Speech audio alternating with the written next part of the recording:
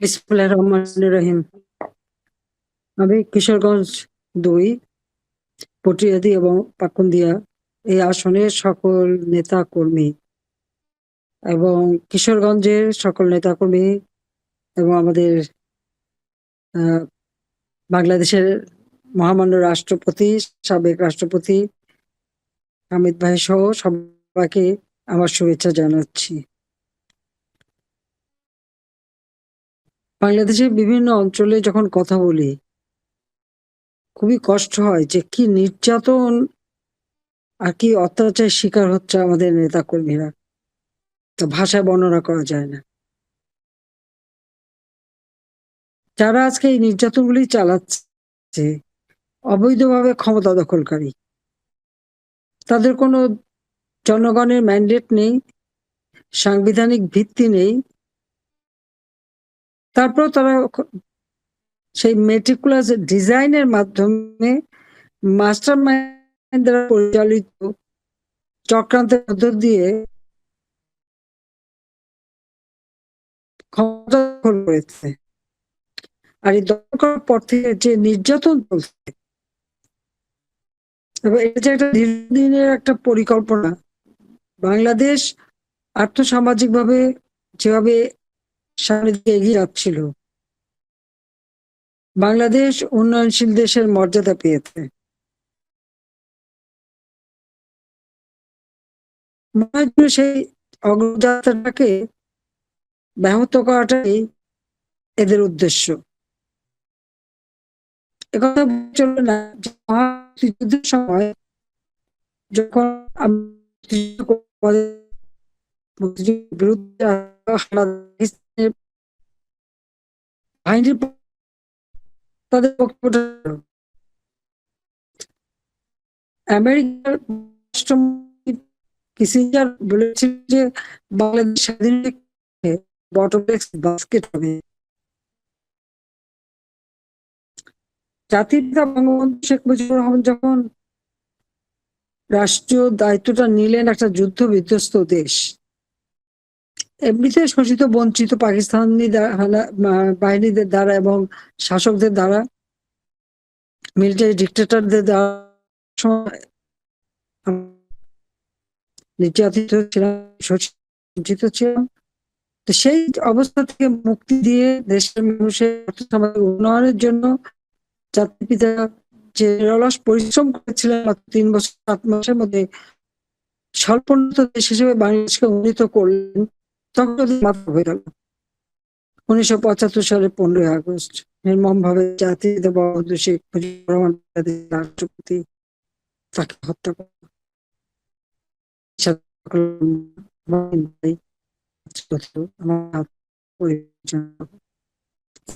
কারাগারে ৪ জাতীয় নেতা হত্যা করল।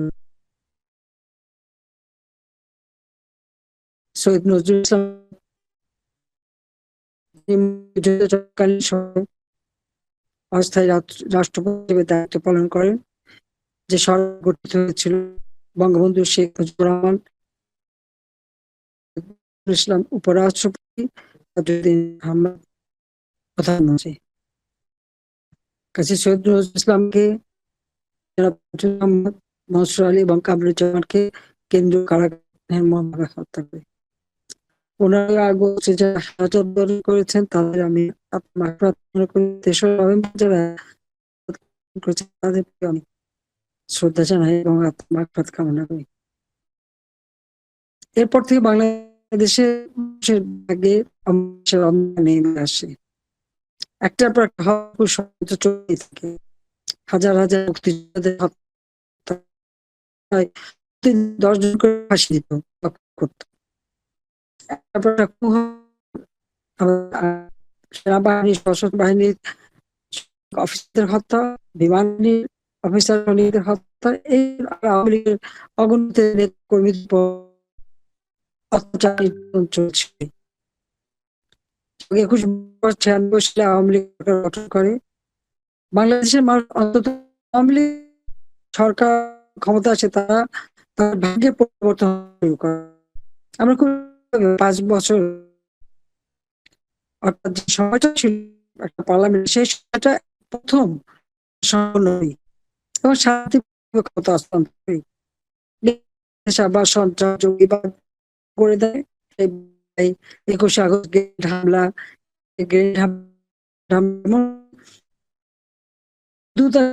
সেও রেহাই পায়নি তাদের এই বোমা গ্রেনেড হামলা থেকে। হয় এরপর আমরা 2008 নির্বাচন হয়, আওয়ামী লীগ এককভাবে 48 ভোট পায়, 259 সিটে নির্বাচন করে 230টা সিটে জয়লাভ করে। আর বিএনপি জামাত মিলে 20 দলের জোট নিয়ে নির্বাচন করে 32% পায়, 29টা মাত্র সিট। এরপরে থেকে আবার আর একটা চক্রান্ত শুরু। কিন্তু 2007 সালে যখন এমার্জেন্সি হয় তখন মোহাম্মদ ইউনূস চেষ্টা করেছিল একটা দল করতে, বিদেশে অনেক টাকা পয়সা এনেছিল, কিন্তু সে ব্যর্থ হয়ে যায়, পারেনি। কিন্তু তার আকাঙ্ক্ষা থেমে থাকেনি এবং তার যে ক্ষমতার লোভ, সেই লালসার আগুন, এতে আজকে বাংলাদেশ জ্বলে পুড়ে ছারখার হচ্ছে। আজকে যদি আমরা দেখি যে কটা ঘটনা ঘটেছে, হলি আর্টিজানে ঘটনা, সেখানে জঙ্গিদের হামলা, হামলা থেকে শুরু করে 10টা অস্ত্র হামলা, প্রত্যেকটার সাথে এবং যত সন্ত্রাসী সংগঠন, বাংলাদেশকে আমরা সন্ত্রাস মুক্ত রেখেছিলাম, কিন্তু তাদেরকে গ্রেপ্তার করেছিলাম, সবাইকে কিন্তু আমাদের মুক্তি দিয়ে।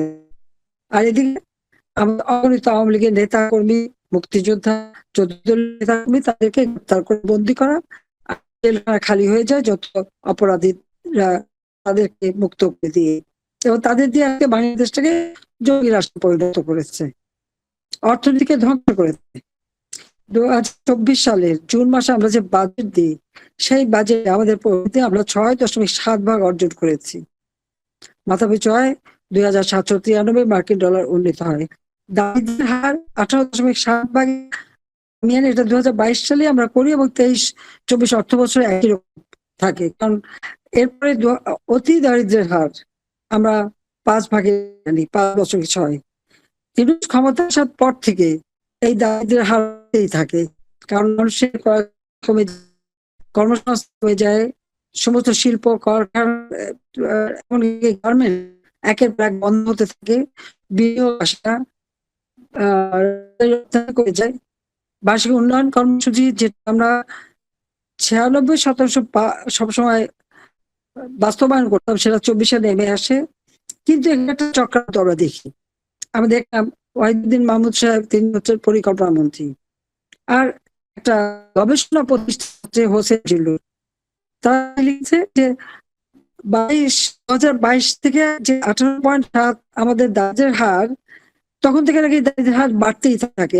প্রশ্ন, তাই যদি হয় তো 2024 এবং 2023 এবং 24 আমাদের কত ছিল সেটা তারা উল্লেখ করেন কেন? আমরা কিন্তু ধারাবাহিকতা বজায় রেখেছিলাম। 2024 সালে আমাদের 18.7 ভাগ দারিদ্র্যের হার আর 5.6 ভাগ অতি দারিদ্র্যের হার। এটা আমরা জুন মাসে 24 দিয়ে আসলাম। ইউনূস ক্ষমতায় তখন জুন মাসের আগস্ট মাসে। তারপর থেকে যে দারিদ্র্যের হার বাড়া এবং জিনিসের মূল্য বেড়ে গেল, মানুষের কর্মসংস্থান নষ্ট হলো, একটা কাজই তারা করতে পেরেছে কি, অগণিত আওয়ামী লীগের নেতা কর্মীদের ঘর বাড়ি আগুন দিয়ে পোড়ানো, লুটপাট করা, ঘর ভাঙা, দোকানপাট, ব্যবসা প্রতিষ্ঠান একে একে সব ধ্বংস করে দেওয়া। এছাড়া তাদের মেট্রিকুলার ডিজাইনে আবু সাইদ, মুগ্ধ, তাদেরকে হত্যা করা হলো, কে লাশ পেলে সরকার পড়বে, এই নীতিতে। পুলিশ হত্যা, আওয়ামী লীগ নেতা কর্মী, আইনজীবী, পেশাজীবী, সাংস্কৃতিক কর্মী কেউই তো রেহাই পেল না। প্রকাশ্য দিবালোকে অস্ত্র চাপাতি, চাইনিজ গোড়াল অস্ত্র নিয়ে হামলা, বা যেকোনো বাড়িতে যেকোনো সময় ঢুকে যাচ্ছে, লুটপাট করছে, হামলা করছে, নারী ধর্ষণ, শিশু ধর্ষণ, বালিকা ধর্ষণ, এগুলো অনবরত।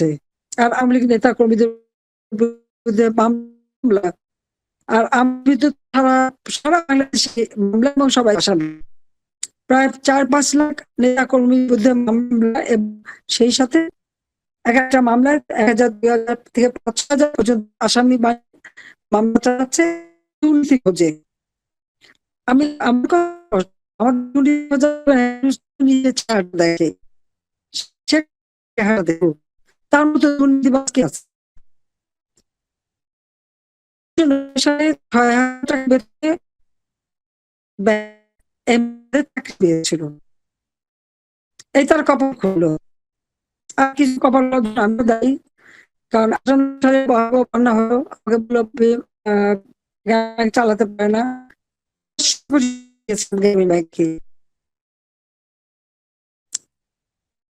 আমি যখন টেলিফোন করলাম এবং করে দিলাম, তখন এসে ধমক দিল যে ফোনের ব্যবসাটা আমি দিলাম।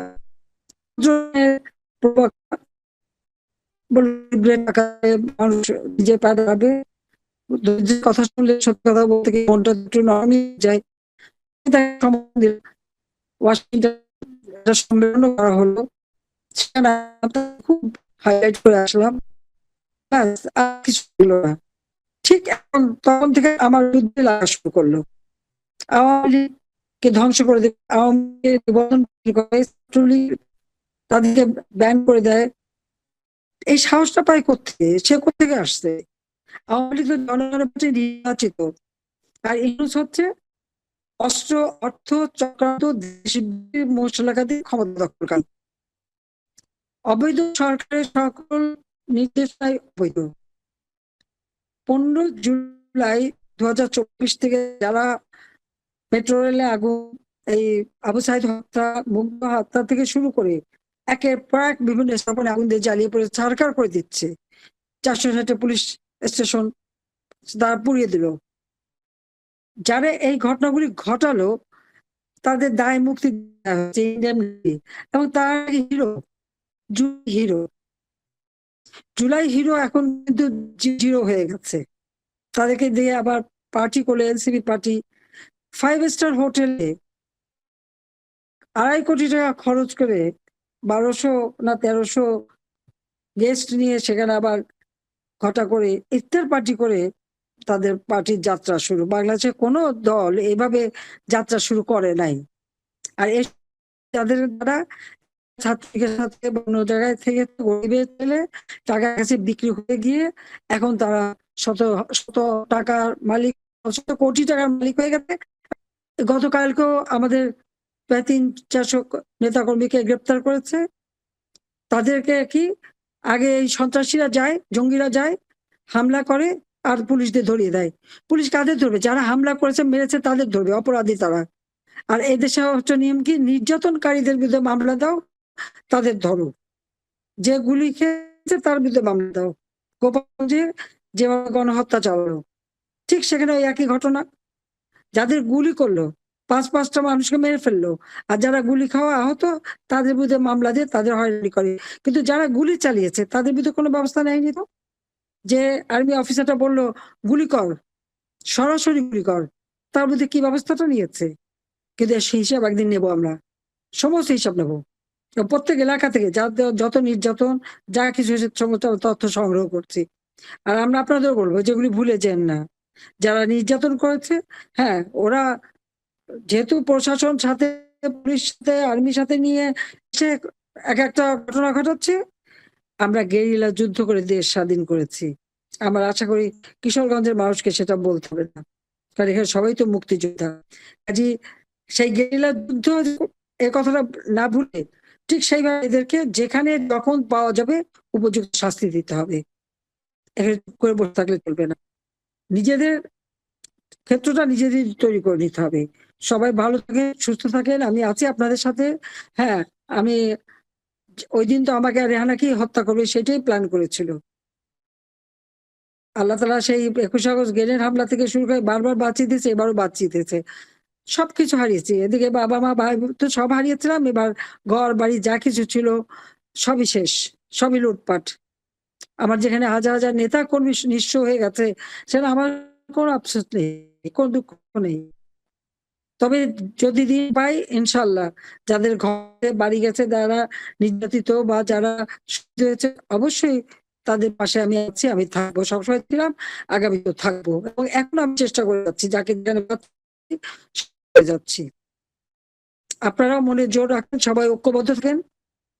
আর যেখানে যেখানে এখনো কমিটি দুর্বল অবস্থা আছে সেখানে এক একটা টিম তৈরি করে দেন, সবাই মিলে কাজ করে তাহলে আবার গ্রেফতার করবে, মামলা দেবে, কিন্তু ভিতরে ভিতরে নিজেরা অভাবী হন।